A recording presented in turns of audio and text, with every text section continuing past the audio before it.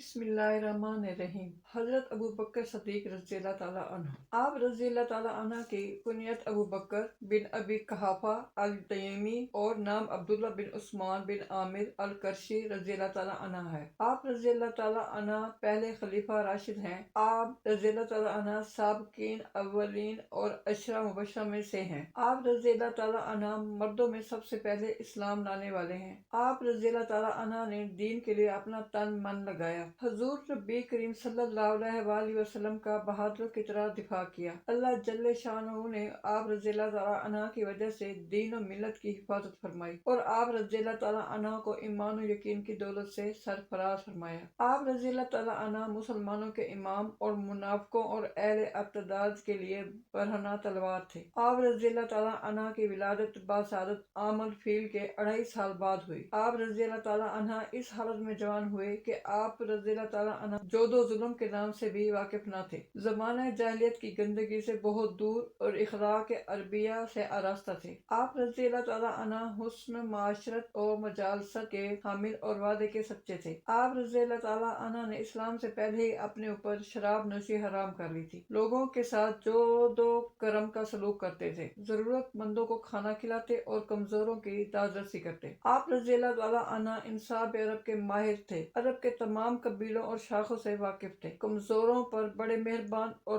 طاقتوروں کے نظر میں بھی محبوب تھے۔ آپ رضی اللہ تعالیٰ عنہ سید السادات تھے۔ جب دیت کا معاملہ آپ رضی اللہ تعالیٰ عنہ کے سپرد کیا جاتا تو لوگ آپ رضی اللہ تعالیٰ عنہ کی تصدیق کرتے اور جب کسی دوسرے کے حوالے کیا جاتا تو لوگ اس کو رسوا کرتے۔ آپ رضی اللہ تعالیٰ عنہ رفیع المرتبت اور عالی شان رکھتے تھے۔ آپ رضی اللہ تعالیٰ عنہ کی بات سنی جاتی تھی، نیز آپ رضی اللہ تعالیٰ عنہ تجربہ کار تاجر اور صاحب بصیرت انسان تھے۔ آپ خواب و تعبیر کے بھی بڑے ماہر تھے۔ عمدہ و اعلیٰ نسب اور خوب روئی کی وجہ سے عتیق کے نام سے موسوم ہوئے۔ آپ رضی اللہ تعالیٰ عنہ کی ذات میں کوئی عیب نہ تھا۔ آپ ذہین و فطین اور صاحب الرائے بھی تھے۔ آپ رضی اللہ تعالیٰ عنہ خوبرو اور حسین چہرہ کے مالک تھے، رنگ سفید اور جسم دبلا تھا، آنکھیں اندر کو دھسی ہوئی تھی، چہرے پر گوشت کم تھا، پیشانی روشن تھی، داڑھی مبارک ہلکی تھی۔ نیز آپ رضی اللہ تعالیٰ عنہ حضور اکرم صلی اللہ علیہ وآلہ وسلم سے والہانہ محبت رکھتے تھے۔ آپ رضی اللہ تعالیٰ عنہ بلا تردد اور بلا تامل مسلمان ہوئے۔ آپ رضی اللہ تعالیٰ عنہ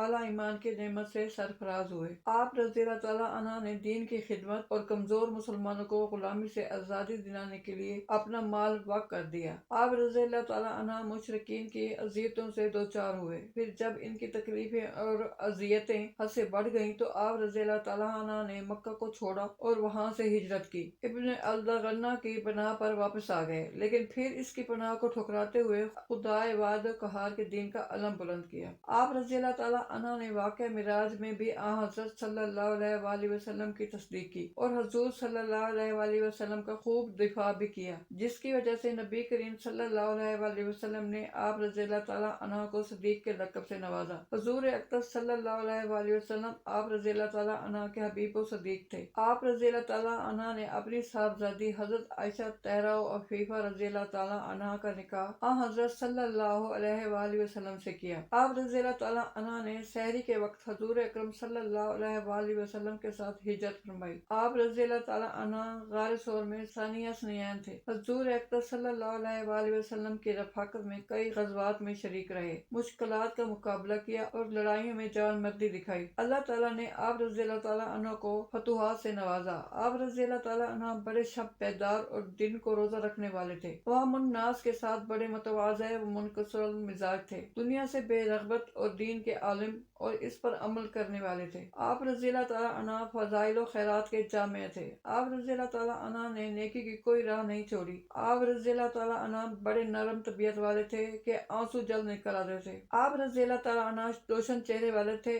آپ رضی اللہ تعالیٰ عنہ متقی اور پرہیزگار تھے۔ حضور نبی کریم صلی اللہ علیہ وآلہ وسلم نے آپ رضی اللہ تعالیٰ عنہ کو جہنم سے آزادی اور نیک لوگوں کے ہمراہ جنت میں داخل ہونے کی بشارت سنائی۔ جب لوگوں نے آپ رضی اللہ تعالیٰ عنہ دست مبارک پر بیعت خلافت کی تو آپ رضی اللہ تعالیٰ عنہ نے اسے چھوڑ کر گھر میں بیٹھ گئے، لیکن جب لوگوں نے آپ رضی اللہ تعالیٰ عنہ کو ہی اپنا امام بنانا طے کر لیا تو آپ رضی اللہ تعالیٰ عنہ نے اسامہ رضی اللہ تعالیٰ عنہ کا لشکر روانہ کیا، مرتدوں اور زکوٰۃ نہ دینے والے سرکشوں کے خلاف قتال کیا اور مختلف علاقوں میں اسلامی لشکر روانہ کیے۔ جس کے دبدبے سے بادشاہوں کے قدم ڈگمگا گئے اور ایوان ہل گئے۔ آپ رضی اللہ تعالیٰ عنہ کو اس میں کامیابیاں اور فتوحات حاصل ہوئیں۔ آپ رضی اللہ تعالیٰ عنہ نے قرآن جمع کیا اور دین و ایمان کی نشر و اشاعت فرمائی۔ آپ رضی اللہ تعالیٰ عنہ خطیب، بلیغ، خلیفہ معظم اور دین و علم جیسی صفات سے متصف تھے۔ آپ رضی اللہ تعالیٰ عنہ سابق الاسلام تھے۔ آپ سلام کو رواج دینے اور نماز کی امامت کرنے میں سب پر فائق اور سبقت لے جانے والے تھے۔ آپ رضی اللہ تعالیٰ عنہ خلیفہ بنے تو آپ رضی اللہ تعالیٰ عنہ نے بڑوں کے ساتھ اکرام و احترام اور چھوٹوں کے ساتھ محبت و شفقت کا رویہ رکھا۔ آپ رضی اللہ تعالیٰ عنہ کی نظر میں کمزور شخص طاقتور تھا یہاں تک کہ وہ اپنا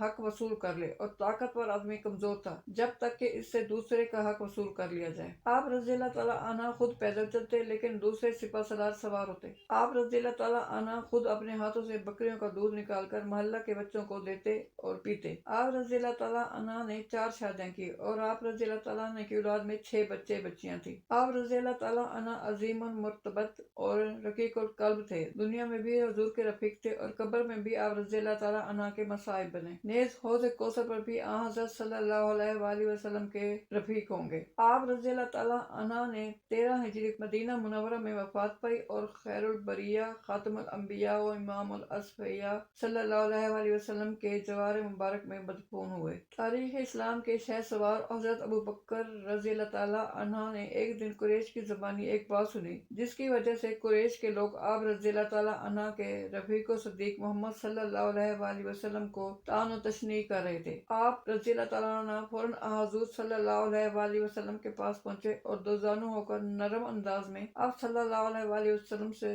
دریافت کرنے لگے، اے محمد صلی اللہ علیہ وآلہ وسلم، قریش مکہ جو کہہ رہے ہیں کہ آپ صلی اللہ علیہ وآلہ وسلم نے ان کے معبودوں کو چھوڑ دیا ہے اور ان کو بے وقوف قرار دیا ہے، کیا یہ بات حق اور درست ہے؟ حضور اقدس صلی اللہ علیہ وآلہ وسلم نے فرمایا، ہاں، میں اللہ کا رسول صلی اللہ علیہ وآلہ وسلم اور اس کا پیغمبر ہوں۔ مجھے اللہ تعالیٰ نے اس لیے مبعوث فرمایا کہ میں اس کے پیغام کو لوگوں تک پہنچاؤں، اور میں تجھے بھی اللہ کی طرف حق کے ساتھ دعوت دیتا ہوں۔ خدا گواہ ہے کہ یہ بات حق ہے، اے ابو بکر رضی اللہ تعالیٰ عنہ، میں تجھے اللہ وحدہ لا شریک کی طرف دعوت دیتا ہوں، یہ کہ تم غیر اللہ کی عبادت نہ کرو اور اللہ کی اطاعت و فرما برداری اختیار کرو۔ چنانچہ حضرت ابو بکر رضی اللہ تعالیٰ عنہ مسلمان ہو گئے۔ انہوں نے اسلام قبول کرنے میں ذرا بھی ہچکچاہٹ محسوس نہ کی، اس لیے کہ وہ حضور صلی اللہ علیہ وآلہ وسلم کے بچے ہونے، آپ صلی اللہ علیہ وآلہ وسلم کے حسن فطرت، عمدہ اخلاق اور عمدہ اخلاق سے واقف تھے۔ جب آپ رضی اللہ تعالیٰ عنہ نے لوگوں کی بات کو نہیں جھٹلایا تو بھلا اللہ تعالیٰ کی بات کو کیسے جھٹلاتے؟ نبی اکرم صلی اللہ علیہ وآلہ وسلم فرماتے ہیں، میں نے جس کو بھی اسلام کی دعوت دی اس نے پس و پیش کیا اور کچھ نہ کچھ غور و فکر کیا، لیکن جب حضرت ابو بکر رضی اللہ تعالیٰ عنہ کے سامنے اسلام کی دعوت پیش کی تو انہوں نے بلا تردد اور بلا توقف اسلام کی دعوت کو قبول کیا۔ چاشت کا وقت تھا، حضرت صلی اللہ علیہ وآلہ وسلم بیت اللہ کے پاس تشریف فرما تھے۔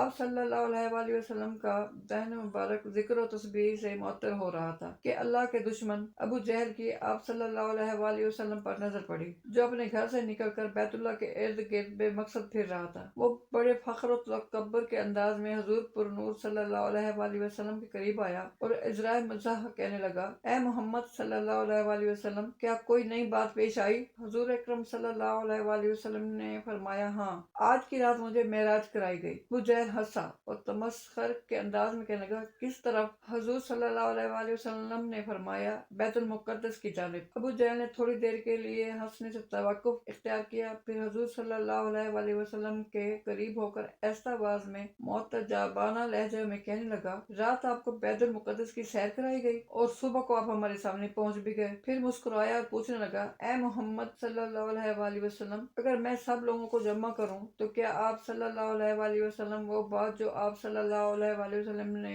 مجھے بتائی ہے ان سب کو بھی بتا دیں گے؟ حضور صلی اللہ علیہ وآلہ وسلم نے فرمایا، ہاں، میں ان کو بھی بیان کر دوں گا۔ چنانچہ ابو جہل خوشی خوشی لوگوں کو جمع کرنے لگا اور ان کو حضور صلی اللہ علیہ وآلہ وسلم کی بتائی ہوئی بات بتانے لگا۔ لوگوں کا ایک ہجوم جمع ہو گیا، لوگ اظہار تعجب کرنے لگے اور اس خبر کو ناقابل یقین سمجھنے لگے۔ اسی دوران چند آدمی حضرت ابو بکر صدیق رضی اللہ تعالیٰ عنہ کے پاس پہنچے اور ان کو بھی اس امید پر ان کے رفیق اور دوست کی خبر سنائی کہ ان کے درمیان جدائی اور علیحدگی ہو جائے، کیونکہ وہ سمجھ رہے تھے کہ یہ خبر سنتے ہی حضرت ابو بکر صدیق رضی اللہ تعالیٰ عنہ حضور صلی اللہ علیہ وآلہ وسلم کی تکذیب کر دیں گے۔ لیکن جب حضرت ابو بکر رضی اللہ تعالیٰ عنہ نے یہ بات سنی تو فرمایا، اگر یہ بات حضور صلی اللہ علیہ وآلہ وسلم نے فرمائی ہے تو یقیناً درست فرمائی ہے۔ پھر فرمایا تمہارا ستیہ ناش ہو، میں تو ان کی اس سے بھی بعید از عقل بات بھی تصدیق کروں گا۔ جب میں صبح و شام آپ صلی اللہ علیہ وآلہ وسلم پر آنے والی وحی کی تصدیق کرتا ہوں تو کیا آپ صلی اللہ علیہ وآلہ وسلم کی اس بات کی تصدیق و تائید نہیں کروں گا کہ آپ صلی اللہ علیہ وآلہ وسلم کو بیت المقدس کی سیر کرائی گئی۔ پھر حضرت ابو بکر صدیق رضی اللہ تعالیٰ عنہ نے ان کو چھوڑا اور جلدی سے اس جگہ پر پہنچے جہاں حضور نبی کریم صلی اللہ علیہ وآلہ وسلم تشریف فرما تھے اور لوگ آپ صلی اللہ علیہ وآلہ وسلم کے ارد گرد بیٹھے تھے اور حضور صلی اللہ علیہ وآلہ وسلم ان کو